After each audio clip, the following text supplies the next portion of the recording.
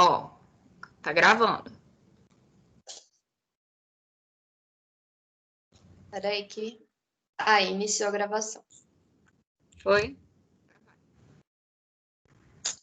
Oi, gente, boa noite, bom domingo para vocês. A gente está aqui de novo. Vocês lembram da gente? Sou a Mariana e ela é a Rebeca. A gente já deu várias aulas para vocês, a gente já deu aula para a sala toda, e agora a gente está com esse novo projeto de aulas online gravadas no YouTube, para vocês terem acesso sempre que vocês quiserem assistir, sempre que vocês tiverem alguma dúvida, sempre que precisarem rever alguma aula para fazer algum exercício, para estudar para uma prova, seja o que for. Então, a gente está com esse novo método, né, de aula. Espero que vocês gostem. Quem gostar, quem achar interessante, não esquece de dar um joinha, de compartilhar, deixar um comentário. Se tiver alguma dúvida, vocês sempre podem procurar a gente, que a gente sempre vai estar disponível para ajudar vocês, eu, a Rebeca, a professora Grazi.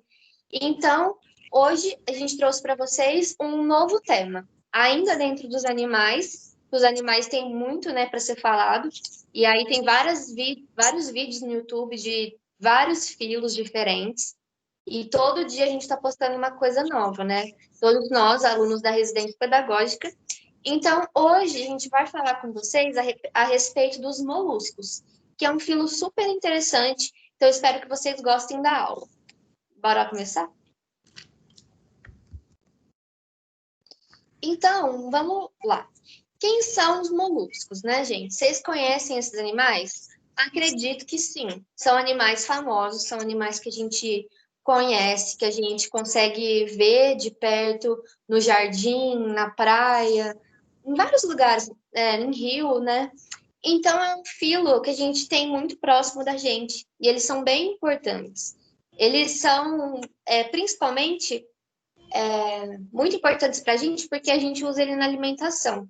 Então, a gente se alimenta de diversas espécies, né? A gente se alimenta de lula, polvo, ostras, mexilhões. Então, economicamente, esse animal também é muito importante para os seres humanos, porque ele é utilizado na alimentação. Mas quem são esses animais, então? Quem são os moluscos? Os moluscos, gente, vai ser aquele filo que vai ser representado pelos animais de corpo mole. E na maioria deles é a presença também de conchas. Então, animais de corpo mole e presença de conchas vai ser o que mais vai definir os animais que se encaixam dentro desse filo. Então, o que eu posso dizer para vocês a respeito disso? Por que será que a maioria dos animais tem ali a presença de concha? Como eu comentei com vocês, né, gente, o corpo dele é mole, o corpo dele é sensível, é fácil de um predador comer ele, é fácil dele sofrer algum dano, de se ferir, e enfim, né? Então ele precisa de alguma coisa ali que vai proteger o corpo dele. E essa é a função da concha. É por isso que os moluscos, na maioria deles, tem a presença de concha. Porque ele vai estar ali com o corpo dele, que é molinho, totalmente exposto no ambiente, a predadores, a danos do ambiente, a diversas coisas. Então, a natureza sempre dá um jeito, né, gente, de proteger aquele animal. E nos moluscos, é a concha que faz essa função. Então, a concha está ali para proteger aquele corpo dele que é tão molinho. Outra coisa dos moluscos que é importante comentar. Dentre os invertebrados, gente, ou seja, os animais que ainda não têm vértebra, né? Vai ser o filo que a gente encontra o maior número de espécies depois dos artrópodes. Os artrópodes é aquele filo representado pelos insetos. Então, depois dos insetos, que tem aí bilhões de espécies no mundo, a gente tem os moluscos. Então, vocês imaginam a quantidade de espécies que a gente não tem aí. A maioria a gente não conhece, a maioria a gente nem escuta falar, mas eles estão lá. Eles estão aí em ambiente terrestre, eles estão em água doce, eles estão no mar, eles estão em todo lugar. Pode passar, Rebeca. Então, quem são os moluscos, né? Então, é isso que eu falei para vocês. E eu trouxe aqui para vocês nos slides alguns exemplos. Então, a gente vai ter a lula, a gente vai ter a ostra, a gente vai ter o polvo, o náutilus, caracol, lesma, diversas espécies. Pode passar, Rebeca. Então, vamos lá para as características desses animais. Então, os moluscos, eles estão dentro dos animais invertebrados, então eles não apresentam nenhum tipo de vértebra, né? Ainda não é característica desse filo. Eles possuem representantes terrestres, marinhos e de água doce. A maioria é marinho, tá, gente? A maioria a gente encontra em ambiente marinho, mas a gente encontra em todos os lugares. Vocês provavelmente, quando está mais chuvoso, já viram aqueles caracóis no jardim, perto das plantas. Também é muito comum encontrar na beirinha do rio, né? Quando a gente está entrando assim no rio, sempre tem uns caramujinhos. Então, eles estão aí em todo lugar. Eles têm simetria bilateral e eles são divididos em três características principais. A gente vai ter os gastrópodes, a gente vai ter os bivalves e os cefalópodes. E aí a gente vai comentar com vocês mais detalhado, um a um, dessas três classes. Então, a gente vai começar comentando com vocês sobre os gastrópodes. Pode passar. Então, os gastrópodes, a gente tem como exemplo aqui, para facilitar vocês o entendimento. Os gastrópodes, eles são representados principalmente pelo caracol, caramujo, lesmas. Eles podem ser aquáticos ou terrestres. Eles têm presença de concha na maioria das vezes e rádula. A rádula é uma estrutura no corpo dele que vocês vão ver mais para cima, mas para vocês imaginarem, ela é tipo uma linguinha assim meio áspera que os moluscos vão usar para tipo raspar assim, raspar algas, raspar as rochas, fundo assim, o sedimento do lugar que ele habita para conseguir o alimento dele. Então, a rádula é tipo uma linguazinha que ele tem ali na boca, que ele vai raspando para conseguir o alimento que ele precisa. Então, dentro dos gastrópodes é onde a gente encontra o maior número de espécies dos moluscos. Eles são representados principalmente no ambiente aquático e terrestre, mas a maioria, então, a gente encontra lá no mar. Eles são representados pela presença de uma única concha, que vai garantir para o corpo dele a proteção contra a desidratação, já que esse animal também pode ser encontrado em ambiente terrestre. Então, como ele tem ali o corpinho molinho, vocês já devem ter visto, né? Também é molhadinho, assim. Esses animais, eles são muito suscetíveis à desidratação, como eu tinha comentado com vocês, né? A danos que são causados pelo próprio ambiente. Então, ele vai ter a concha ali para proteger ele de danos físicos e também de desidratação. A maioria dos gastrópodes, então, a gente vai observar a presença da rádula, para ele raspar, então, as algas incrustadas, e também para perfurar conchas e cortar a presinha que eles forem se alimentar. Pode passar, Rebeca.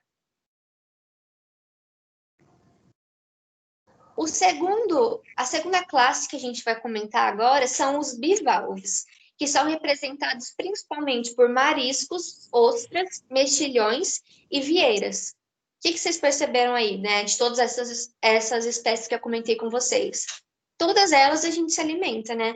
Quando a gente vai num restaurante ali de frutos do mar, a gente sempre encontra esses animais no cardápio, eles são animais de alto valor econômico, então eles são super importantes também para a economia. Eles possuem concha com duas válvulas que abrem e fecham, e eles filtram a água e se alimentam de partículas através do sifão. Então, gente, a gente vai encontrar nesse grupo, como tá escrito aí no slide. Espécies que apresentam uma concha que é dividida em duas metades. Diferente do gastrópode ali, que tinha uma concha única, né? Esse vai ter uma concha que é dividida em duas metades que são articuladas. As duas metades da concha mantêm-se fechadas, assim, ó, com a ajuda de músculos que são super fortes. Então, esse animal fica ali fechadinho, e os bivalves são exclusivamente aquáticos e apresentam brânquias usadas na alimentação e nas trocas gasosas também. Beleza? Então, como que vai funcionar essa entrada de água no corpinho dos bivalves. A água entra por meio de um sifão, que vocês vão ver. Aí, ó, a Rebeca está mostrando para vocês com a ponteira. A água vai entrar por meio de um sifão de entrada. Ela segue em direção à cavidade do manto e depois sai do corpo do animal por meio do sifão de saída. Na cavidade do manto, a água passa e partículas ficam presas ali dentro, no músculo que reveste as brânquias. E os cílios também, garantindo que dessa forma, quando a água passe por ali, o alimento que ele precisa fique preso e ele consegue se alimentar. Aí também uma diferença que a gente tem dessa classe para os gastrópodes é que os bivalves não vão ter a rádula. Então, eles não vão ter aquela linguazinha áspera, como que eu comentei para vocês, para se alimentar. Eles vão se alimentar por essa passagem de água mesmo na brânquia, que vai capturar o alimento que ele precisa. Pode passar. E a última classe que eu queria comentar com vocês são os cefalópodes, que são representados pelos polvos, lulas e náutilos. Então, também super importante aí, economicamente, na alimentação. Então, esses animais vão ser representados por características como ele vai ter a concha ausente no caso dos polvos, internas no caso das lulas ou externa no caso dos náutilos. Eles têm olhos bem desenvolvidos e movimentação super rápida. Então, como que funciona esse grupo? Nesse grupo também, eles são animais aquáticos que se destacam pela presença de tentáculos na parte da cabeça, que partem da cabeça. Alguns representantes deles vão apresentar, então, as conchas, como eu comentei com vocês, no caso da lula interna ou externa, nos náutilos.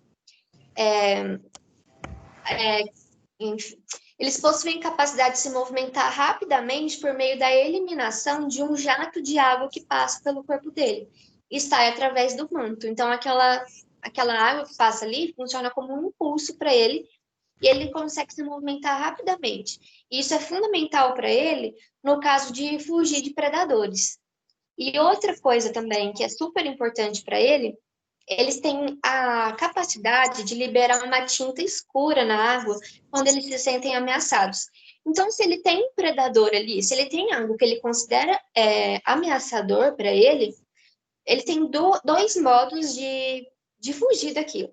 Então, a primeira é o jato da água, que faz ele fugir super rápido. Não sei se vocês já viram o vídeo, mas depois pesquisa. Gente, é muito rápido.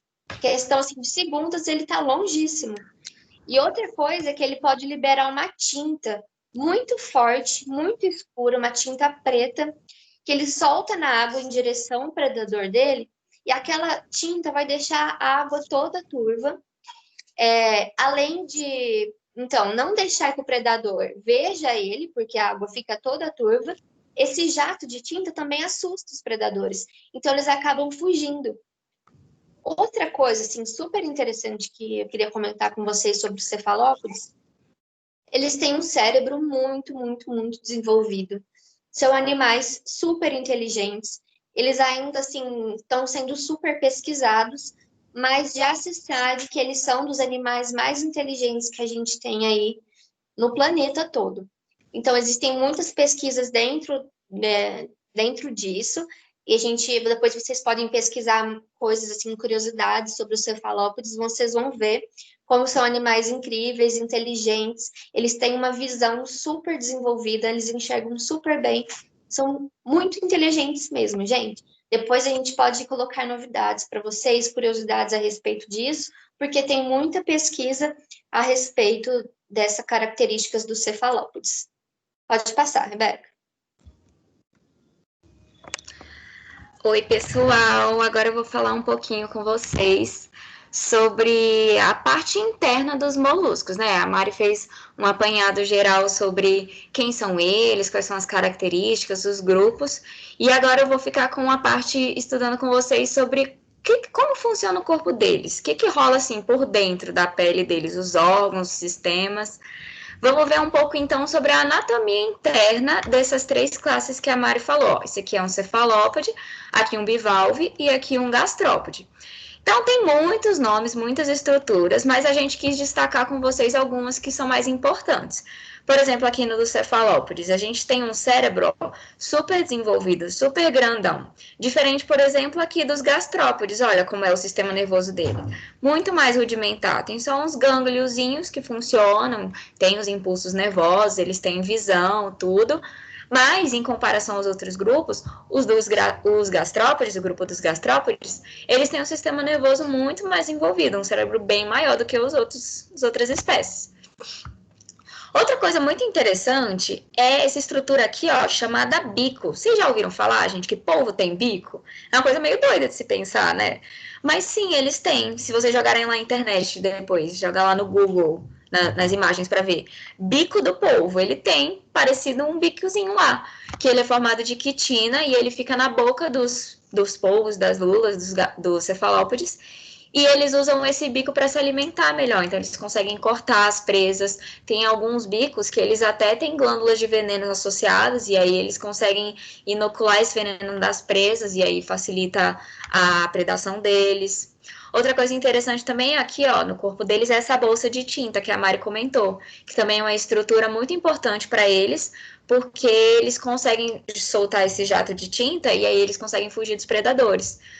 O jato de propulsão, que a Mari falou que eles conseguem fugir bem rápido, correr bem rápido, e essa bolsa de tinta foram super importantes na evolução, porque aí eles conseguiram escapar dos predadores e ter um sucesso maior, se reproduzir mais, sobreviver mais e se diversificar mais, ser um grupo bem grande e bem babadeiro. Vamos ver aqui um pouco das estruturas dos bivalves.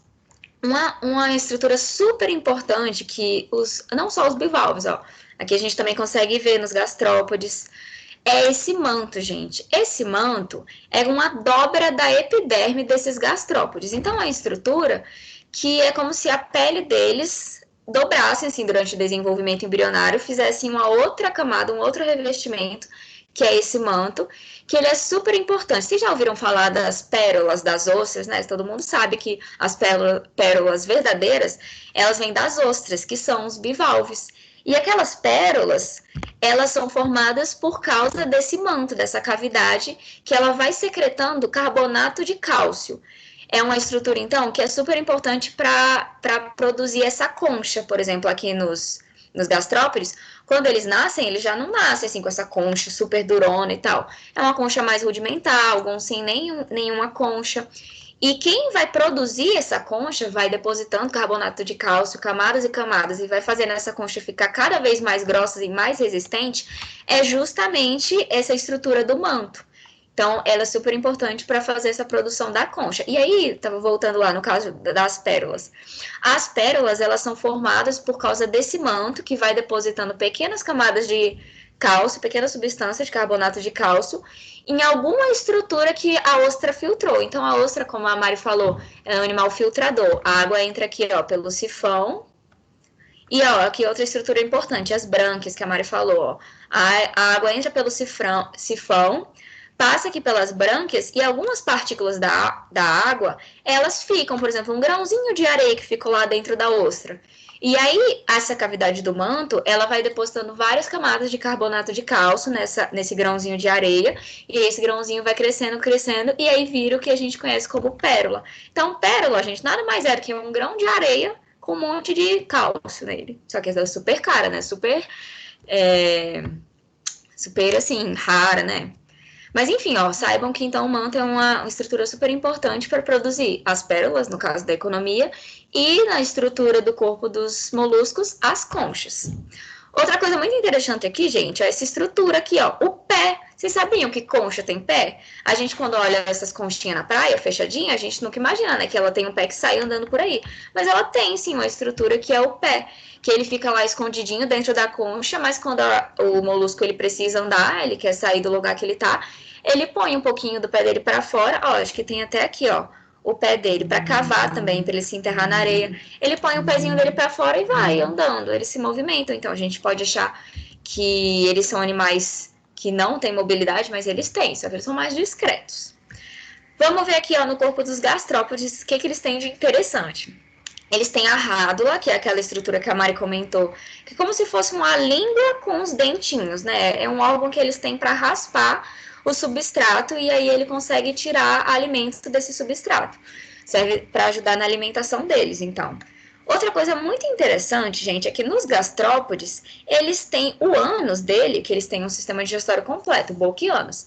E aí o ânus dele, ele fica localizado aqui, ó, em cima da cabeça. Durante o desenvolvimento embrionário desses gastrópodes, o corpo deles, eles têm uma torção. O manto e os órgãos, eles têm uma torção de 180 graus lá, e aí meio que os órgãos deles ficam ao contrário, assim. Então, o ânus de algumas espécies de gastrópodes, ele fica em cima da boca, ó. Muito estranho, né? Mas deu certo na evolução deles. É uma coisa diferente, característica, e que a gente consegue diferenciar eles por causa disso.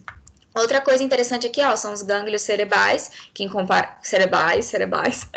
cerebrais, que em comparação aos outros grupos, eles são assim, em comparação aos cefalópodes são um pouquinho menor, mas em comparação ao sistema nervoso dos bivalves, eles são um pouco mais desenvolvidos. E eles têm outra coisa interessante aqui, ó, o estômago, o coração, brânquias, tem alguns órgãos, ó, gônadas, glândulas digestivas, tem alguns órgãos que são comuns ao nosso corpo, ao corpo dos mamíferos, e alguns que são diferentes, são característicos deles. Vamos ver o que mais que a gente tem aqui, ó. Vamos falar um pouco sobre a nutrição e a digestão dos moluscos. Eles têm um sistema digestório completo, como eu já tinha falado, tem boca e ânus. E algumas das estruturas importantes deles são a rádula, que a gente já comentou com vocês, que ele está presente no grupo dos gastrópodes e dos cefalópodes. Outra coisa importante em relação à nutrição e à digestão dos moluscos a gente pode ver no grupo dos bivalves, que eles são animais filtradores. Então, para se alimentar, para se nutrir, os gastrópodes e os cefalópodes, eles comem com a ajuda da rádula, raspando lá alguns alimentos, ou em alguns cefalópodes predando, eles comem outros animais. Mas os bivalves não, eles não se alimentam assim ativamente, é uma forma mais passiva de nutrição, que é através dessa filtração. Então, através daquela estrutura que chama sifão, a água entra na concha dos bivalves, e aí eles filtram essa água e pegam as partículas que estão suspensas nela para se nutrir. Passa pelas brancas, e aí esse alimento vai ser digerido e os nutrientes vão para as diversas partes do corpo dele. Então, é uma forma diferente de nutrição, que não é encontrada nos gastrópodes e nos cefalópodes. E aí, a alimentação dos moluscos, ela é diversa, porque o molusco, igual a Mari falou, ele é o segundo grupo, o maior filo em relação à espécie. Eles perdem apenas dos... Eles perdem somente para os artrópodes, né? Então, como eles são um grupo muito diverso, tem muitas espécies diferentes, a alimentação deles também vai ser diversa e diferente. Então, dependendo da espécie de molusco, eles vão comer coisas totalmente diferentes. Desde até aqui a lesminha, ó, comendo uns alfacezinhos, uns vegetais, até os polvos, as lulas, que eles caçam mais ativamente. Ó, tem algumas espécies de moluscos que comem ouriço, estrela do mar, até outros moluscos, canibalismo, gente. Muito, muito diversificada a alimentação deles, vai depender da espécie que a gente está falando. Em relação à respiração deles, a gente tem 3 tipos de respirações diferentes que a gente pode encontrar nos moluscos. A branquial, que ela é encontrada nos moluscos que vivem em ambiente aquático. Então, como a maioria dos moluscos vivem na água, dentro do mar ou dentro de água doce, a maioria desses moluscos vão respirar através das brânquias. Então, você está dentro da água, você não vai ter pulmão para respirar, né? Você precisa de uma respiração branquial. A pulmonar, em alguns moluscos, ela é encontrada também. Então, alguns moluscos têm um pulmão. Mas não é aquele pulmão igual o nosso ou dos outros animais super desenvolvidos. Por exemplo, aqui, ó, um caracolzinho, um caramujo terrestre. Ele vai ter a cavidade do manto, que é aquela cavidade super importante, que vai, inclusive, produzir a concha também. Uma parte dessa cavidade do manto, ela é super vascularizada e ela vai funcionar como um pulmão. O ar vai entrar aqui e aí dentro dessa cavidade vai acontecer as trocas gasosas. Então, através dessa estrutura aqui, o molusco consegue respirar. Não são todos os moluscos que têm esse tipo de respiração, ela é encontrada nos que vivem em ambiente terrestre. E um outro tipo de respiração que também é mais raro de a gente encontrar, mas que também existe nos moluscos, é a respiração cutânea, por exemplo, naquelas lesminhas, que tem a pele mais molhadinha, não tem a concha, sabe? Aquelas de jardim que normalmente a gente encontra. Encontra também no alface, quando a gente pega um alface lá da feira e tem uma lesminha lá, né? Essa lesminha lá é um molusco. E muito provavelmente ele está se respirando, ele respira através de trocas gasosas na pele. Então é um tipo de respiração cutânea. Então, por exemplo, esse negócio de jogar sal na lesma não é uma coisa legal. Porque se ele respira pela pele, quando a gente joga sal na pele dele, vai bagunçar super as trocas gasosas. Eles vão estar lá meio que sendo asfixiados quando a gente joga sal numa lesma. Então, não é certo fazer isso, porque a respiração cutânea está presente e a gente vai estar jogando sal onde o bicho está usando para respirar, né? Nada legal. Ó, aqui nesse bivalve a gente consegue ver as brânquias, que são super desenvolvidas, porque como eles filtram água toda hora, então eles têm as brânquias mais envolvidas para respirar e fazer essa troca gasosa e também se alimentar, pegar os nutrientes deles.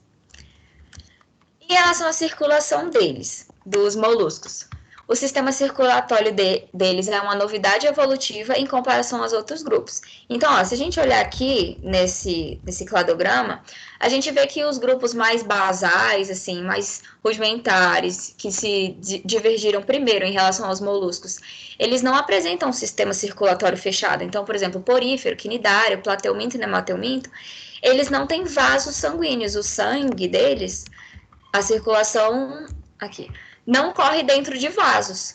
É tipo assim, os nutrientes vão lá separando pelas células, mas quando a gente chega nos moluscos, a gente consegue ver a presença de um sistema circulatório mais definidozinho assim. Então, eles têm alguns vasos, só que esses vasos, eles não são completamente fechados. O sistema circulatório deles é do tipo aberto. Então, esses vasos, ó, eles vão desembocar aqui, a gente consegue ver, numa cavidade que chama hemocele, que é o espaço sanguíneo entre os órgãos. Então, o sangue vai lá sair do coração e ele vai desembocar nessa cavidade. Ele não corre 100% dentro dos vasos, que seria o caso de um sistema circulatório fechado, como, por exemplo, o nosso dos mamíferos. O deles é aberto, mas eles têm essa presença de vasos, de um sistema circulatório, que até então, nos outros filos, não era tão desenvolvido quanto o deles. E outra coisa interessante é que no sangue dos moluscos, eles têm uma proteína que chama hemocianina. É um pigmento respiratório que ele tem essa cor mais azulada e que aí ele dá uma coloração diferente do sangue vermelhinho que a gente conhece, por exemplo, no nosso corpo, no corpo de outros animais. Esse pigmento, essa proteína hemocianina, ela também é encontrada nos insetos. Então, o sangue dos insetos e o dos moluscos, ele é mais azulado, assim, ele tem uma coloração um pouco diferente da nossa, por causa desse pigmento. Em relação à reprodução deles, ela é do tipo sexuada. Então, diferente da nossa aula passada que a gente viu sobre os poríferos, que eles tinham a reprodução assexuada, por exemplo, por brotamento, esses tipos de reproduções que não envolvem gametas. No caso dos moluscos, não. A reprodução deles sempre vai ser sexuada, sempre vai envolver gametas. Mas a fecundação deles e o desenvolvimento também, fora essa parte da reprodução sexuada, os outros aspectos da reprodução dos moluscos são muito diversificados, gente, porque pode ter molusco de tantos jeitos diferentes, é um grupo tão diverso, que é difícil a gente falar assim, a reprodução dos moluscos é desse tipo. Não, isso vai variar de espécie para espécie, de classe para classe, é muito diversificada. Então, a fecundação, ela pode ser interna ou externa, o desenvolvimento pode ser direto ou indireto. Mas aí, por exemplo, em alguns grupos a gente pode fechar melhor. Por exemplo, no grupo dos bivalves, dos mexilhões. O desenvolvimento deles sempre vai ser do tipo indireto. Então, vai ter uma fase larval. Ó.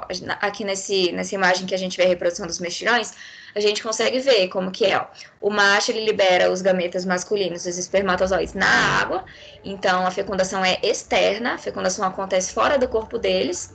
E aí, essa fecundação, esses gametas fecundando, vai dar origem a um ovo, e esse ovo vai dar origem a uma larva. E aí, essa larva vai se desenvolver e vai virar um indivíduo adulto. Mas, por exemplo, no grupo dos gastrópodes, por exemplo, nem sempre a reprodução vai ser igual. No grupo de cefalópodes também, nem sempre a reprodução vai ser igual. Mas a gente sabe que algumas espécies, elas podem ser, por exemplo, ovíparas, aqui nesse caso desse cefalópodes, que coloca ovo. Nesse caso aqui, a gente pode ver uma outra espécie de uma lula, que ela tem uma reprodução com fecundação que envolve uma cópula, então os gametas eles estão sendo aqui, ó, jogados juntinhos um do outro, não é tipo assim, cada indivíduo joga num lado e eles se encontram aleatoriamente lá na água, não, alguns indivíduos eles copulam.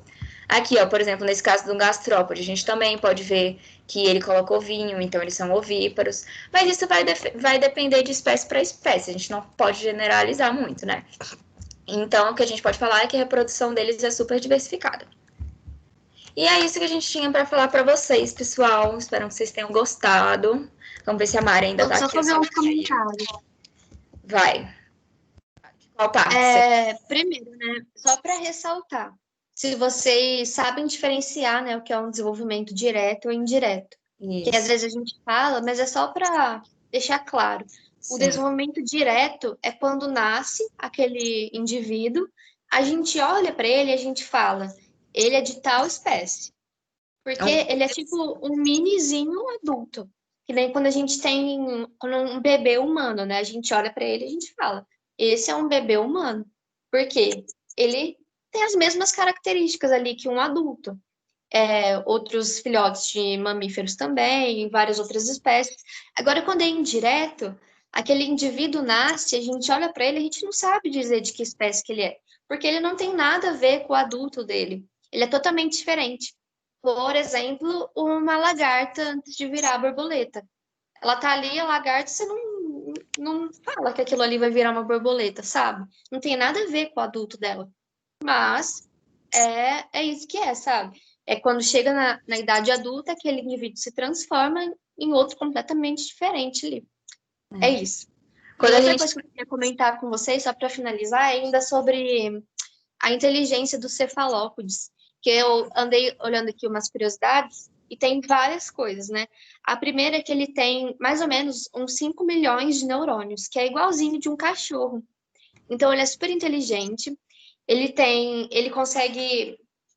um alto nível de socialização. Então, se ele fica isolado, se ele fica preso, ele desenvolve fobias e ele sofre, sabe? Ele gosta de estar ali junto com os outros indivíduos que ele conhece. Outra curiosidade ele é super inteligente, ele sabe, por exemplo, ele consegue aprender a manipular objetos, usar esses objetos a favor dele. Ele é ótimo em planejar fugas super eficientes, ele sabe o que ele está fazendo, ele sabe se esconder, sabe a hora de agir, e ele também constrói laços com as pessoas que cuidam dele. Então, se aqueles cefalópodes que ficam em aquários, por exemplo, pode ser que ele desenvolva um laço muito bom com o cuidador dele, e que ele goste muito daquele cuidador. Ou então ele não gosta. E se ele não gostar, ele vai soltar jatos de água, jatos de tinta. Então, é isso. Só para complementar aquilo que eu estava comentando com vocês sobre inteligência. Eles são realmente bem inteligentes e sabem super interagir com o meio ambiente. Sim, tem uns vídeos, eu acho que ficou bem famoso, né? Uns vídeos de polvo abrindo lata, né? Abrindo garrafa. Meio que tem uns experimentos que a galera meio que adestra os polvos e consegue fazer, tipo, ensinar eles a fazer o que eles querem que seja feito, né? Eles são realmente bem inteligentes. E desde filhotes, assim, eles conseguem aprender várias coisas. Uma outra coisa legal que eu lembrei é que tem alguns polvos, né? Que eles também têm a capacidade de se camuflar. Que, tipo, as células da pele dele, elas podem ser, tipo, igual, tipo, de um camaleão, sabe? Muda de cor, não sei ao certo de que maneira, mas eu sei que tem alguns polvos, que eles têm essa capacidade de se camuflar. Tipo, eles trocam a cor da pele deles. Acho que já tem uns vídeos assim meio famosos também, né? Meio que tem umas mantinhas que vão trocando de cor. Eu não lembro. O quê? Disso da camuflagem. Tem um filme que mostra isso, mas eu não lembro qual é. Não lembro também. Mas Às vezes procurando Nemo, né? Não é? Eu não lembro. Eu acho que é no Nemo. Procurando Nemo. Não sei, eu realmente não lembro, mas... Se alguém souber, comenta aí nos comentários. Mas então é isso, gente. Acho que a aula já ficou até muito grande agora. Será que Então, deu? até a próxima. Espero que vocês tenham gostado. Tchau, pessoal. Até mais. Tchau, gente. Tchauzinho.